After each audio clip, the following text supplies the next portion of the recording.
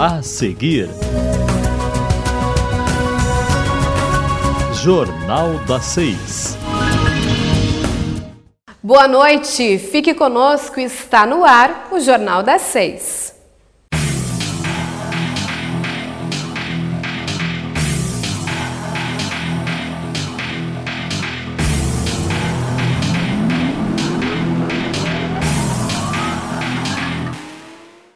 Com o slogan Transformando Atitudes para Salvar Vidas, foi lançado ontem aqui em Ijuí o FETRAN, Festival Estudantil Temático de Trânsito, promovido pela Polícia Rodoviária Federal desde o ano de 2004.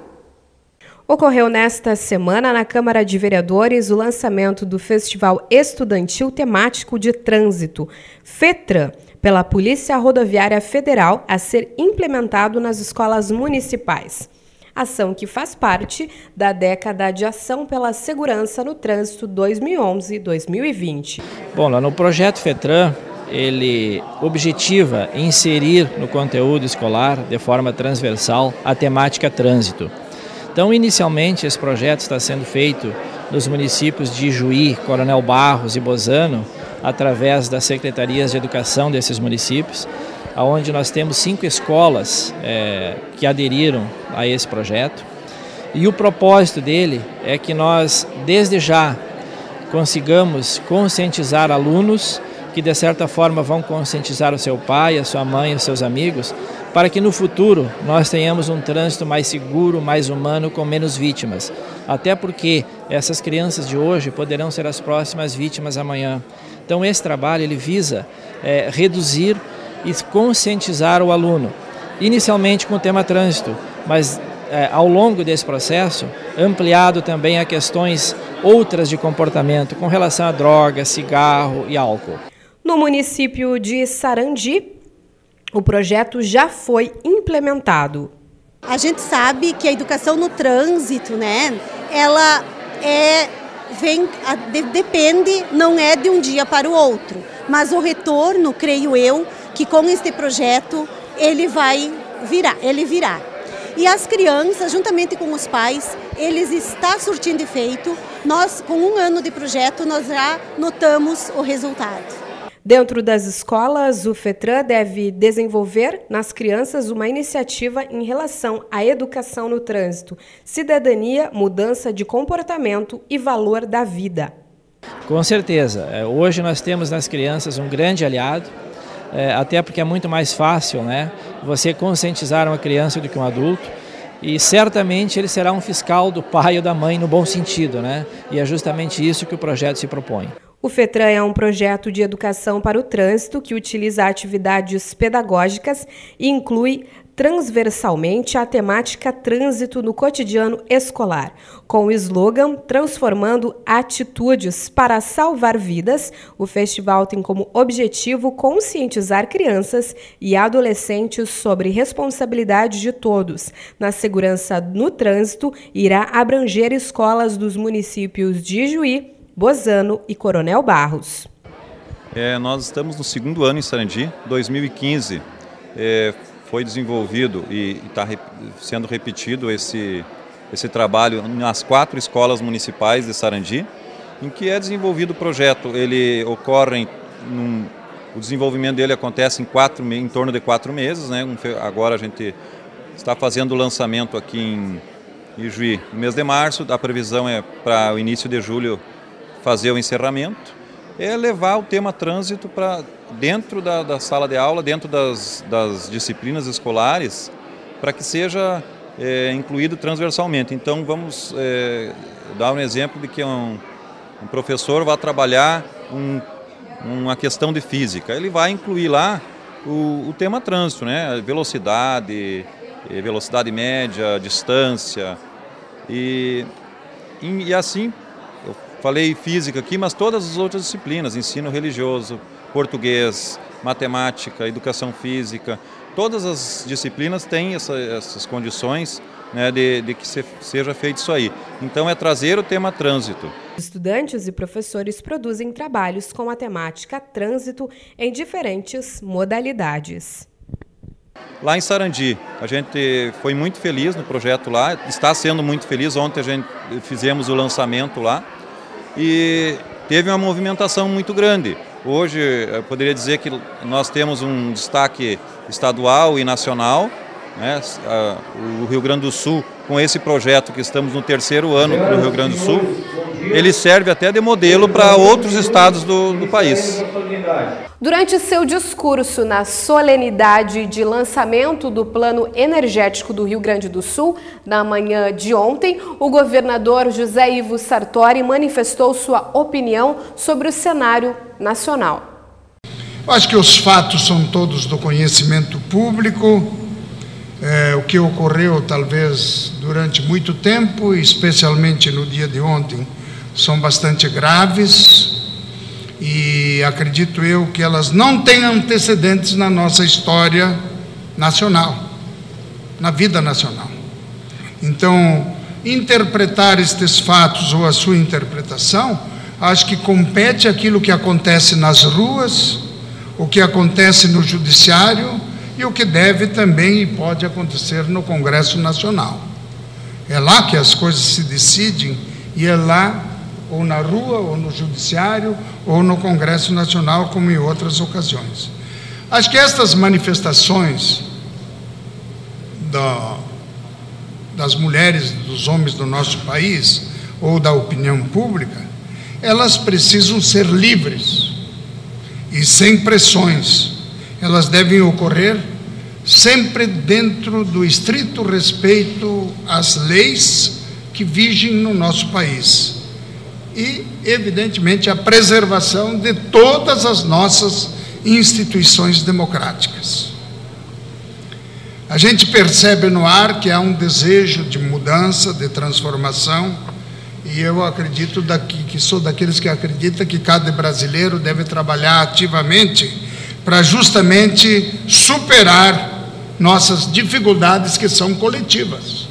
Elas não são de A, de B ou de C, são dificuldades de todo o nosso país, de toda a nossa sociedade, da diversidade que ele tem, não é?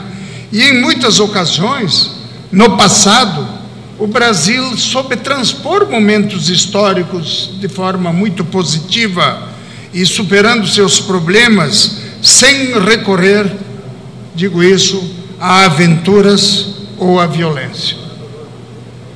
Então, todo mundo tem que ter aquela serenidade, aquela cautela que é necessária. Procuramos manifestar isso já na semana que passou, dando a ideia do que nós devemos todos buscar em conjunto soluções realistas que enfrentem, na verdade, nossos problemas e devolvam a paz e uma esperança ao futuro do nosso povo, sempre nos termos do que está colocado numa conquista do nosso país na redemocratização, daquilo que foi colocado na nossa Constituição, que é de forma republicana, positiva, aberta, mas sempre com o senso da responsabilidade e da honestidade. Então, o governo do Estado do Rio Grande do Sul pretende ser o governo de todos os gaúchos. Não é o governo de um partido, essa não é uma luta partidária, não é uma luta, vamos dizer, de um governo, mas é a luta do nosso Estado, que nós procuramos, vamos dizer, trabalhar no sentido de recuperá-lo. E entendo que essa deve ser uma participação efetiva de toda a sociedade. Mas nós queremos, enquanto governo, garantir também a livre manifestação, venha de onde vier, mas dentro do respeito às leis e às instituições democráticas. Espero ter contribuído com a imprensa, com a opinião e com a posição sobre os momentos que nós estamos vivendo. É preciso, repito, muita tranquilidade, muita serenidade para que estas coisas aconteçam dentro da normalidade democrática. O Supremo Tribunal Federal rejeitou pedidos feitos por Eduardo Cunha de rever as regras de tramitação do impeachment. O primeiro a falar foi o ministro Roberto Barroso, relator dos recursos. Ele voltou a defender que só façam parte da comissão do impeachment deputados indicados pelos partidos. O ministro Barroso manteve outros 2 pontos da decisão de dezembro, o que determina a votação aberta para a eleição da comissão do impeachment e o que dá direito ao Senado de rever a decisão da Câmara sobre o processo. O ministro Dias Toffoli, que no julgamento passado defendeu as candidaturas avulsas e o voto secreto, voltou a discordar do relator. E estamos transformando eleição numa indicação de líderes partidários. Nós estamos trocando a representação de 513 por 28, ou menos, porque há os blocos. E aí nos blocos quem indicam são os líderes dos respectivos blocos. Durante o voto de Dias Toffoli, o ministro Gilmar Mendes acusou o governo de manipular os líderes partidários. Hoje os jornais dizem, vice-presidente Michel Temer informou ao designado como compensação para as eleições de líder, desse compromisso do impeachment, 2 ministérios. Para quê? Por conta do impeachment. O ministro Barroso defendeu seu voto ao longo da sessão. Todas as demais comissões do Congresso Nacional na Câmara ou no Senado são compostas por indicação do líder. Portanto, o nosso papel aqui é de proteger as instituições. Política é com os políticos. Eu não sou comentarista político. E para presentear as mulheres neste mês de março, o Cindy Lojas, juntamente com a ACI, promoveram nesta semana em Ijuí uma palestra com o jornalista e escritor Fabrício Carpinejar. Para comemorar o mês da mulher, a Associação Comercial e Industrial de Ijuí, o Cindy Lojas e a Humana Gestão de Pessoas trouxeram a Ijuí o escritor, jornalista e professor universitário, autor de 21 livros, Fabrício Carpinejar. Carpinejar realizou a palestra 1001 Motivos e Dias para Amar o Feminino. Eu me inspirei em Sherazade, em 1001 Noites, e ela nunca morre porque ela conta sempre histórias para o sultão. Então é um pouco isso, as mulheres são contadoras de histórias. Elas precisam da voz, precisam da narração, elas precisam da simultaneidade, elas não tem sentido elas viverem sem contar seu dia. Elas se multiplicam na conversa, elas nunca terminam uma conversa. Tu vai falar com uma amiga, tá lá ligando com a amiga, tu não diz tchau, ou sabe, não. Tu volta com um assunto de 2 meses atrás, não tem assunto que tem fim. Quem tem muito fim é o homem. O homem é monotemático. Ele fala de uma coisa, vai falar daquela coisa. A mulher já não. A mulher tem esse malabarismo dos temas, né?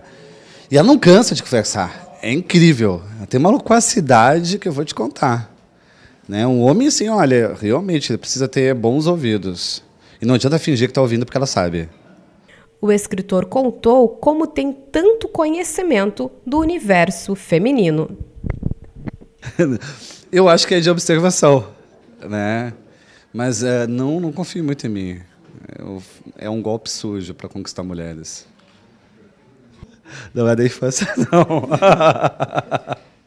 Imagina, um homem feio, um homem estranho, hoje um homem esquisito. Ele precisa de muita conversa, muito papo para conquistar uma mulher. Então é evidente que eu passei a entrar no mundo de vocês para roubar. Eu roubei o mundo de vocês. Imagine você em uma profissão que errar é simplesmente proibido, que você é responsável diariamente pela vida de muitas pessoas. Esse é o dia a dia de um médico. Para conhecermos a rotina desses profissionais, nós fomos até o Hospital de Caridade de Ijuí e acompanhamos um pouco o trabalho dos médicos residentes.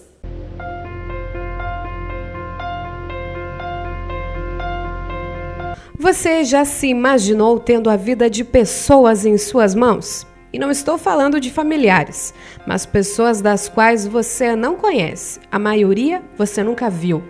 Quem escolhe a medicina, escolhe ser responsável por vidas. Escolhe essa missão para o seu dia a dia. Muitas séries famosas têm como tema principal o dia a dia dos médicos. São anos de estudo para ingressar na graduação. Durante a faculdade, muita concentração e dedicação. E após vem a residência médica, que também exige muito desses jovens médicos. Leoveril Alves formou-se em Chapecó em dezembro e escolheu fazer residência médica em ginecologia e obstetrícia no HCI. Ele já chegou a trabalhar 30 horas direto. Leoveril escolheu trazer vidas ao mundo. A opção por fazer ginecologia e obstetrícia foi baseada aí no decorrer, né, do período como acadêmico. Sempre acompanhei o serviço na universidade, né, e me chamou a atenção simplesmente porque é um momento único em cada nascimento, né. Ali tu chega a te renovar com cada criança, com cada parto que sai do 100% esperado que dê tudo certo, né? E tem o outro lado também, né? Que quando ocorre algumas intercorrências e aí tu tem que ter uma paz de espírito ali, tá centrado para tomar as melhores atitudes para que faça que o parto evolua. Um bom trabalho de parto, né? Ocorre algumas intercorrências que dá aquele período, né? Pode levar o médico a ficar meio triste, os familiares, né? Mas principalmente o que mais me chamou a atenção foi por esse vínculo que tu acaba criando tanto com a mãe, com o pai, familiares, né? E é um momento único, né? Durante o nascimento, o que mais me chamou a atenção para fazer foi isso aí. Certo? Eu acho que a questão da residência, a maior dificuldade que a gente tem é a intensa carga horária que a gente enfrenta, né? É bem cansativo às vezes, né? A residência que a gente faz em medicina interna, né, de clínica médica, são 2 anos. O primeiro ano é bem mais intenso que o segundo ano, eu já estou no segundo ano. E é bem intenso, a gente praticamente fica no hospital bastante tempo, inclusive tem o nome de residente porque teoricamente a gente deveria residir, né, dentro do hospital, e é bem intenso, assim, todas as emoções, a carga horária, né, as experiências são todas bem intensas. Mas eu acho que essa seria a maior dificuldade, assim, mas a gente sempre tem apoio dos nossos chefes, dos nossos orientadores. A equipe de enfermagem também sempre apoia a gente bastante, então a dificuldade maior seria realmente a carga horária, que é um pouco mais intensa, mas fora isso a gente consegue tirar de letra bem tranquilo. A residência médica do HCI tem duração de 2 anos nas especialidades clínica médica e cirurgia geral e 3 anos na especialidade radiologia e diagnóstico por imagem, neste ano com 3 novas especialidades: cancerologia, ginecologia obstetrícia e psiquiatria, também com 3 anos de duração, que confere ao médico residente o título de especialista. Bem, a nossa residência médica é uma residência que começou em 2010, 2011.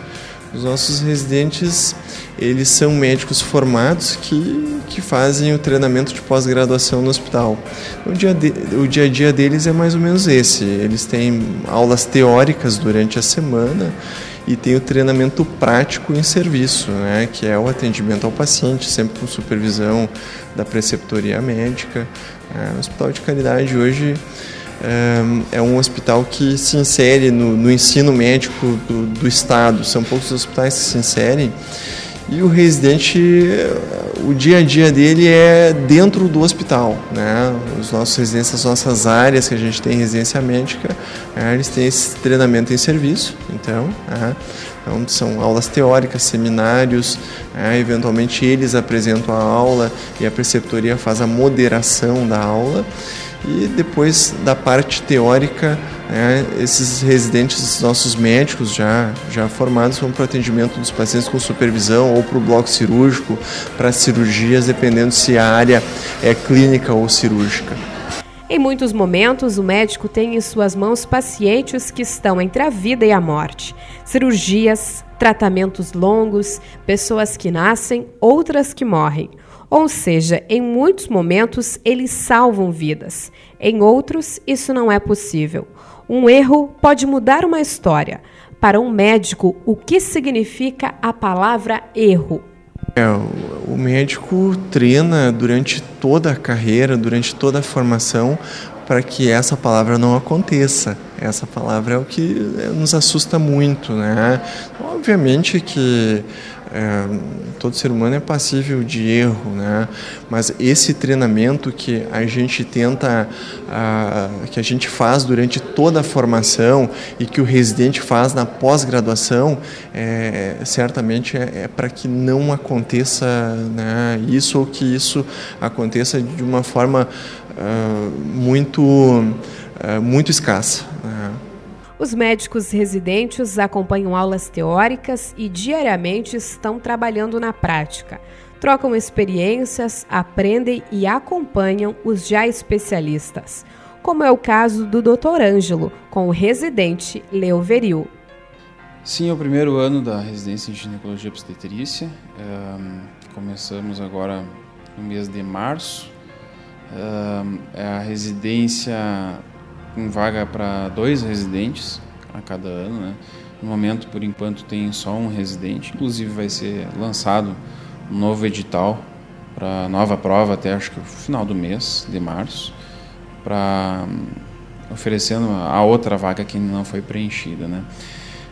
A residência é um momento de muito trabalho e muito estudo na vida do médico recém-formado ou médico formado há mais tempo que decidiu fazer a residência talvez em outro momento, né?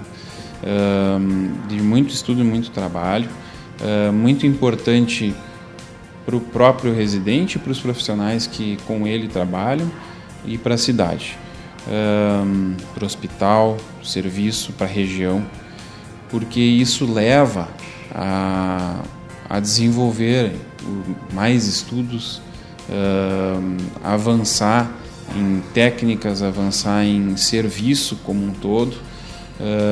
Um planejamento de residência em várias áreas só faz buscar o ensino, buscar a ciência e avança, inclusive em questões de diagnósticos, de tratamentos. É muito amplo. Toda essa formação de residência é muito ampla para várias outras áreas. Todo mundo acaba ganhando com isso. Então a importância faz com que a gente saia até de uma zona de conforto para apenas melhorar no sentido da medicina em si e nesse caso em específico da ginecologia obstetrícia. Jamile faz residência em medicina interna, cumprimenta o paciente com carinho e animação. Examina com cuidado, atenta a cada detalhe, a respiração, e ouve com atenção o que o paciente relata. Pessoas, quando escolhem essa profissão, já sabem que errar é proibido, que a responsabilidade é enorme, que a pressão é grande, a carga horária cansativa, e para isso é preciso muito amor à profissão. O que leva esses jovens a optarem pela medicina? Na verdade, não foi uma escolha inicial, não foi uma escolha desde pequena. Eu tinha outras intenções quando era pequena, mas eu tenho um tio que é médico e uma vez ele me chamou para ir num plantão dele para ver como é que era e eu simplesmente me apaixonei pela profissão. E é uma forma da gente tentar ajudar as pessoas de uma forma assim bem especial, né? Porque é uma dependência muito grande que eles têm com a gente e eu assim me identifiquei com essa parte e achei que seria a melhor profissão para mim e realmente não me imagino fazendo outra coisa.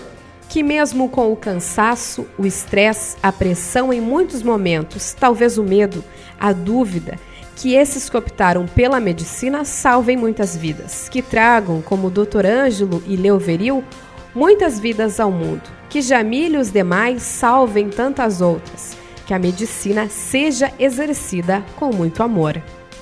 A residência médica pós-graduação é extremamente importante para consolidar esse treinamento com o paciente, né? Não basta só na medicina a questão teórica, né? Os médicos têm que ter esse envolvimento prático com os pacientes. Certamente quando o médico se forma, ele passa por inúmeros desafios, tanto na emergência, bloco cirúrgico, andar. Os casos da medicina ficou, né, muito grande, são muitas áreas diferentes. Então o treinamento da pós-graduação, a residência médica, ela é consolidada no Brasil inteiro e quem sabe no mundo inteiro. É a melhor forma de fazer pós-graduação e melhorar a formação desses médicos. São inúmeras dificuldades quando nós saímos da faculdade de medicina e não conseguimos a residência médica. Na verdade, a residência médica é o que consolida toda a nossa formação. Né? Então, os residentes, obviamente que eles encaram desafios, né, clínicos e cirúrgicos todos os dias, mas certamente se eles não fizessem essa pós-graduação com uma preceptoria, com uma coordenação por trás para que essa pós-graduação, esse treinamento fosse bem feito, seria muito mais difícil.